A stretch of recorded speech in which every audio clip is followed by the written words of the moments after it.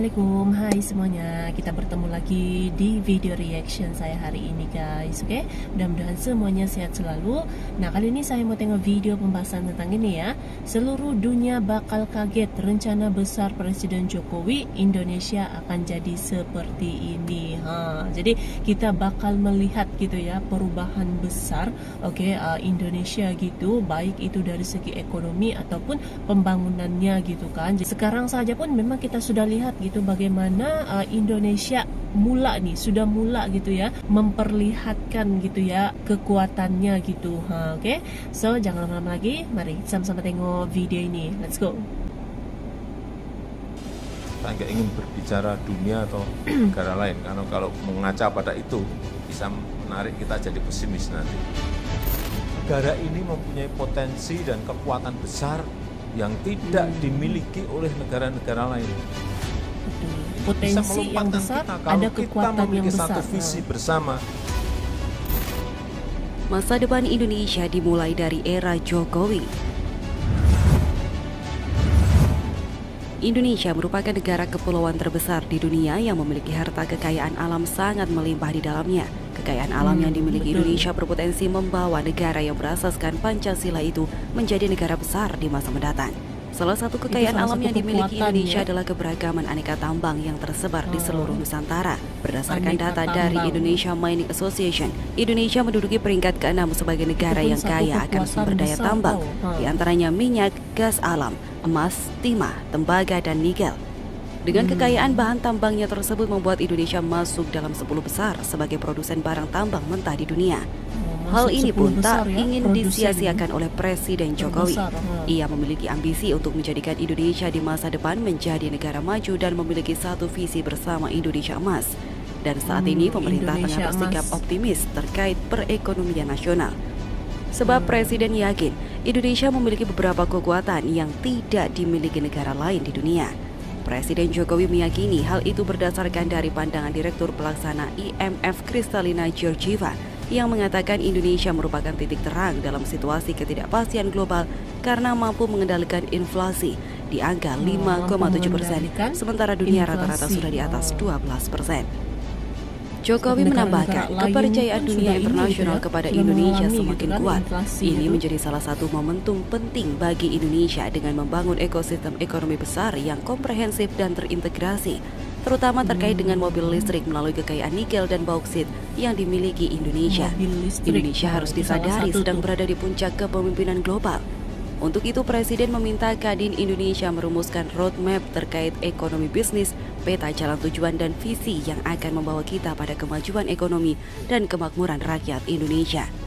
Yang menarik, Indonesia saat ini jadi negara dengan ekonomi terbesar ke-7 di dunia. Ini adalah hal terbaik yang bisa saya bagikan untuk hari ini karena kita melihat bahwa bagaimanapun juga dampak pandemi ini sangat berat untuk negara ini. Seluruh negara terdampak pandemi sehingga menyebabkan ekonomi menjadi lesu dan diuji kesabarannya. Dampak pandemi ini begitu tidak bisa terbayangkan oleh negara-negara yang memang hidup dari pariwisata dan impor bahan baku dari luar negeri. Negara-negara di Asia pun harus kembang kempis dan memiliki nafas panjang untuk bertahan di tengah-tengah pandemi yang melanda selama 2 tahun lebih. Sebetulnya sampai saat ini pandemi itu terjadi dan belum ada kata selesai. Namun di tengah-tengah kesulitan yang begitu mencekam dan ketakutan masyarakat juga pemerintah dalam mengembangkan ekonomi, Indonesia masih bertahan dan terus bertumbuh meskipun perlahan dan lebih lambat dari biasanya. Akan tetapi jika membayangkan dengan negara-negara lain dan membandingkannya ke Indonesia, mereka jauh lebih sulit keadaannya. Kita patut bersyukur untuk negara ini yang masih bertahan dan terus memiliki kebijakan yang fleksibel selama pandemi terjadi. Per hari ini artikel ditulis pandemi sudah berlangsung selama 3 tahunan. Meskipun banyak pelanggaran-pelanggaran yang dilakukan, pemerintah belum resmi memutus status pandemi selesai atau tidak. Akan tetapi roda ekonomi berjalan di Indonesia dengan begitu baik dengan banyak kebijakan-kebijakan yang menyesuaikan. Kebijakan impor dan ekspor dilakukan dengan hati-hati dan mengambil keputusan yang sangat tepat. Disinilah kinerja Kementerian Presiden Joko Widodo teruji dan valid. Buat saya, menjadi negara ekonomi terbesar ke-7 di dunia oleh Indonesia tidaklah terbayangkan jika negara ini masih dipimpin oleh pemimpin yang kurang pantas. Saya tidak perlu sebut memimpin itu dari mana. Yang pasti dia menghasilkan proyek-proyek mangkrak yang gila-gilaan dan memperkaya diri sendiri saja. Namun Presiden Joko Widodo dan jajaran kementeriannya menjalankan tugas dan tanggung jawabnya dengan sangat baik. Prestasi ini patut untuk kita perjuangkan dan Pasti ya, patut tidak untuk terlepas dari dilanjutkan oleh penerus kepimpinannya Presiden gitu Joko kan. Widodo. Dia harus lahir dari rahim Ada rakyat dan juga kalau bisa keberhasilannya kader lah banteng. gitu. Nah, Menurut Sabda Palon, penerus dari kepemimpinan negara ini haruslah orang yang berdiri di atas kepala banteng. Presiden Joko Widodo adalah orang yang sudah diramalkan oleh Sabda Palon mengenai hal ini. Namun saya yakin Sabda Palon ini tidak bisa dilihat hanya dari satu era saja.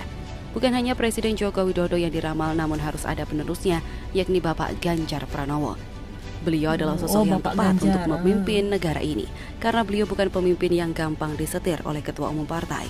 Dia bukan pemimpin yang jilat kaki dan jilat pantat seperti partai orang keturunan Yaman itu. Negara Indonesia saya yakin bisa jadi top 5 jika dipimpin oleh orang yang benar. Karena orang yang baik dan benar akan menjadi pemimpin yang tidak memikirkan dirinya sendiri, melainkan berpikir untuk kemajuan bangsa ini. Dia tahu dengan majunya bangsa ini, dia sendiri pun bisa maju. Karena kalau dipimpin oleh orang yang gak benar, pasti dia hanya jadi boneka Amerika dan Cina. Kalau bukan Ganjar Pranowo, siapa lagi? Prabowo atau Anies Baswedan? Mimpi dulu dah. Bagaimana Oke. menurut Anda? Oke guys, jadi itulah dia video pembahasannya ini. Jadi memang potensi Indonesia untuk menjadi negara maju itu memang sangat besar ya. Apalagi Indonesia memang memiliki beraneka gitu ya, beraneka tambang gitu dari minyak dan gas, nikel, emas, apalagi batu bara dan yang lain-lain lagi gitu. Jadi Indonesia pun masuk dalam daftar 10 besar ya, 10 besar produsen tambang yang terbesar di dunia gitu. Jadi ini tuh satu kekuatan yang dimiliki oleh Indonesia, di mana pastinya gitu ya, kalau macam yang sekarang ini yang dilakukan oleh Indonesia tuh diurus sendiri, diolah sendiri, di mana ini akan menjadikan nilai tambah ekspor Indonesia itu meningkat, berarti kan ekonomi juga bakal menjadi lebih baik gitu. Nah, jadi ini nih Indonesia sudah mula gitu ya, Indonesia sudah mula bangkit untuk memantapkan lagi ekonominya menjadi negara yang lebih maju gitu. Jadi Indonesia sudah bangkit ya. So, terima kasih banyak sebab kamu sudah menonton video ini. Jangan lupa macam biasa untuk support channel saya dengan subscribe, like video ini, dan jangan lupa untuk komen juga, oke? Terima kasih banyak dan kita jumpa lagi di video seterusnya. Assalamualaikum.